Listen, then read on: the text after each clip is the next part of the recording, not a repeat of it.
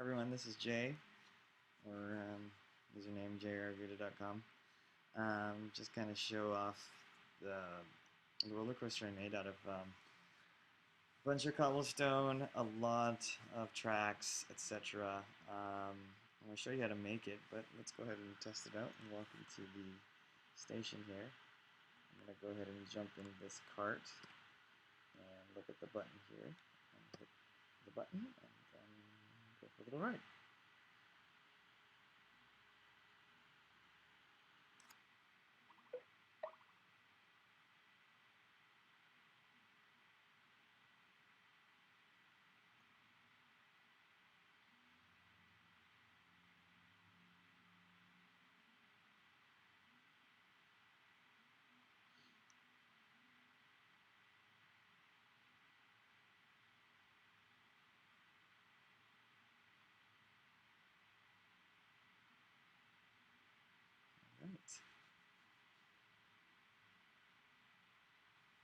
Great. Alright, so that was a ride in my cart. What I'm going to do is kind of show you how to build something like this very simply. I'm going to do this in a single player mode so that we can just work on a flat land. So, give me a second, switch over. Okay, here we are in Uber Flatland, and we're going to go ahead and just build it here. You're going to need a number of materials for this. You are going to need some cobblestone, a bunch of it. You're going to need powered rail. If you don't know how to create powered rail, it would be good to take a look at the recipes that are online, as well as detector rail and regular rail. You also need a bunch of redstone torches so that you may power your powered rail. You're going to need a little bit of redstone, depending on how far you want your detector to be to your switch track, and then you're also going to obviously need a mine cart.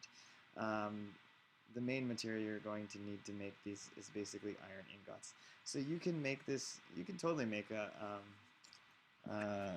roller coaster using survival mode, as long as you have all the materials. For time's purposes, I'm going to go ahead and create this roller coaster in creative mode so that we can do this fairly quickly. So what we want to do is start building the spiral up. So I'm going to go ahead and kind of build this up, and we're going to make it climb. So when I lay track this way, and for climbs and inclines, I'm going to use the powered track. I'm going to go ahead and go like this.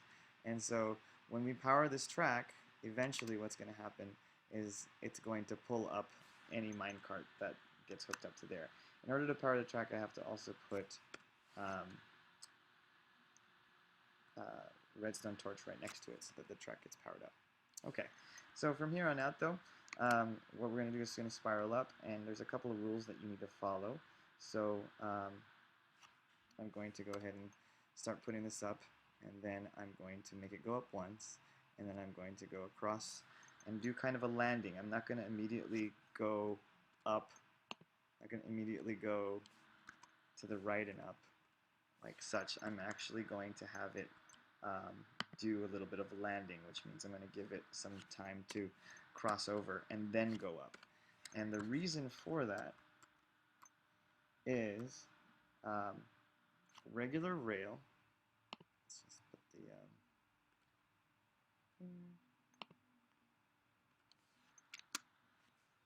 this like this, and we'll put powered rail and then regular rail.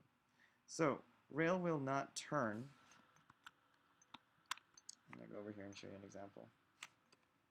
Rail will not ascend and turn at the same time or right after each other, and so it's really important that you give it some landing space. So what I mean by that is this. So if I decide to go and have it immediately turn like this, so it's going to turn and ascend at the same time. In this case, it's not going to do that. It's going to glitch out, and basically it's going to turn into the rock, and so we don't want that. So what I like to do is give it some landing space like such. So it's going to go up one, and then after it flattens out, we're going to put in either have it land, go over one, show you what that it looks like, go over one, and then turn and then go up, or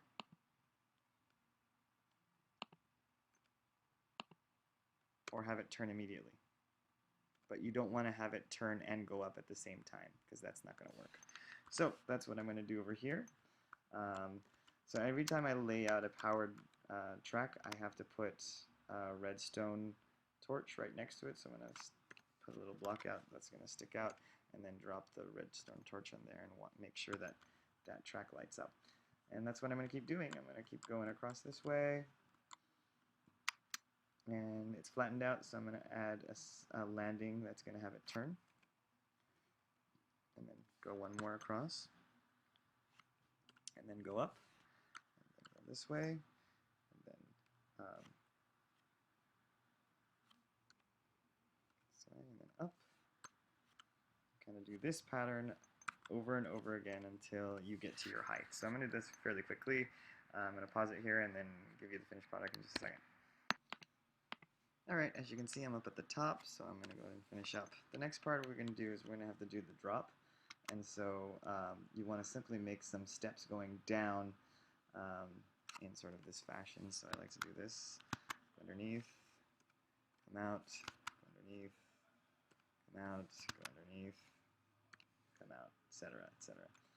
I forgot to mention that if you're doing this in creative mode, you're going to spend a lot more time building scaffolds around your structure so that you can kind of navigate around it. You definitely don't want to fall down from however giant you're, you will die. You will die if you fall down. So making sort of this step-like structure. It's nowhere near as high as the one that I did in the shared server world, but for learning purposes, this will suffice. So there we go. And then finally it's going to hit the ground right about there.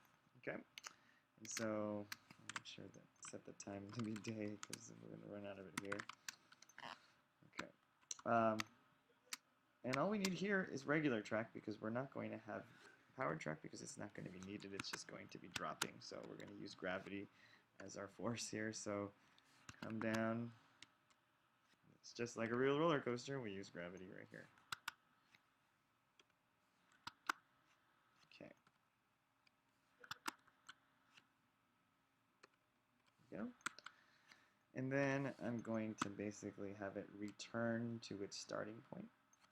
So here, and then we'll turn it right back to where it started. So I'm going to have it meet over here.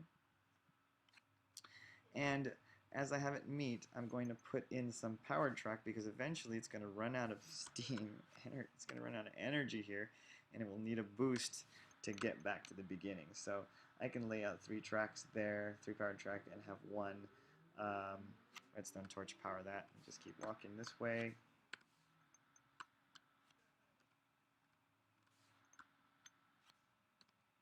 Right. Keep going.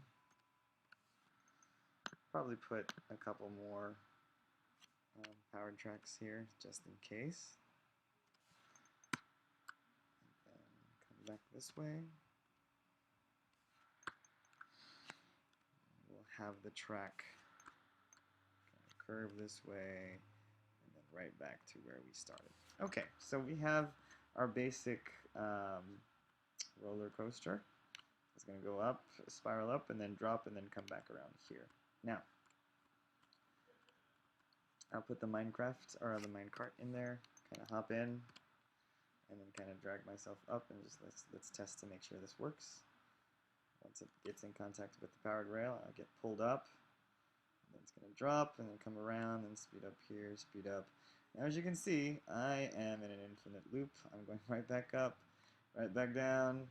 So we can keep going forever until I puke, or we can create a way that after I go down once and get done with the roller coaster, I get returned to the station.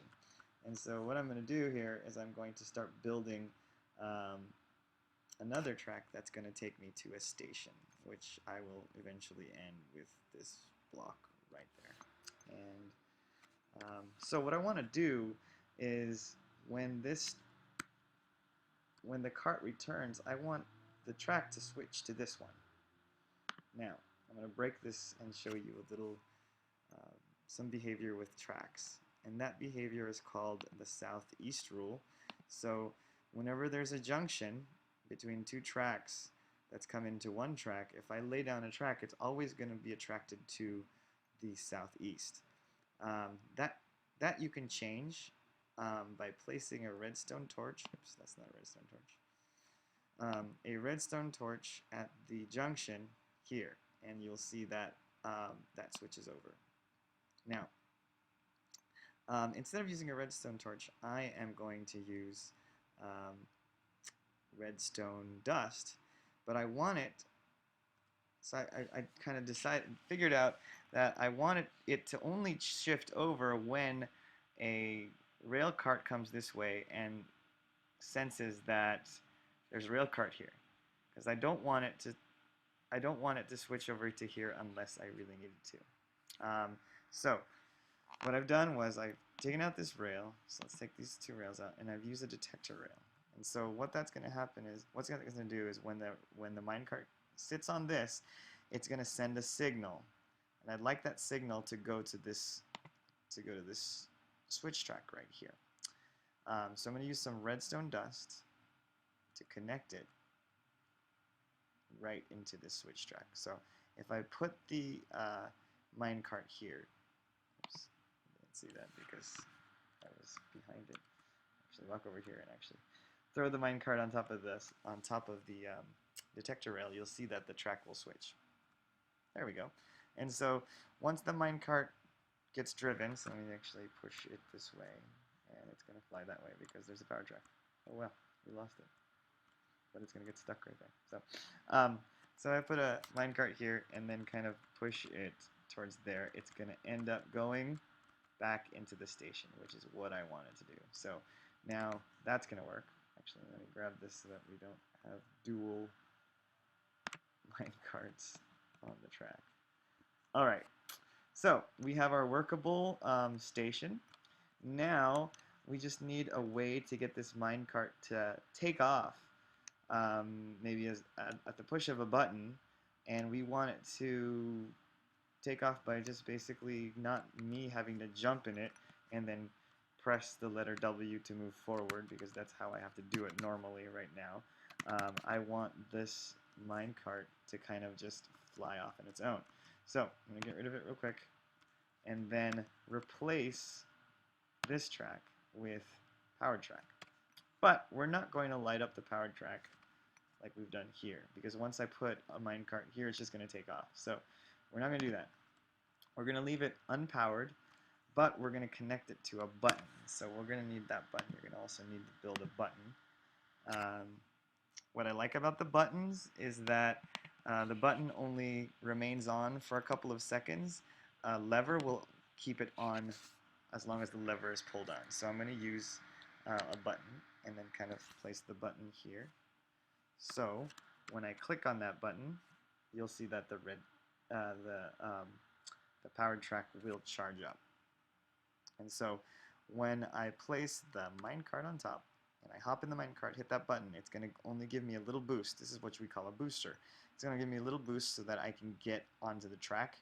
And then I'll go through the roller coaster and come back, and then it'll hit the switch track, I'll switch over, and I'll end up back here. So I'm going to P and then hit that button. So I'm going to go into the ride all the way up, drop, turn, hit the switch track, and I'm back in the station. And that will prevent me from being in an infinite loop, which is kind of nutty.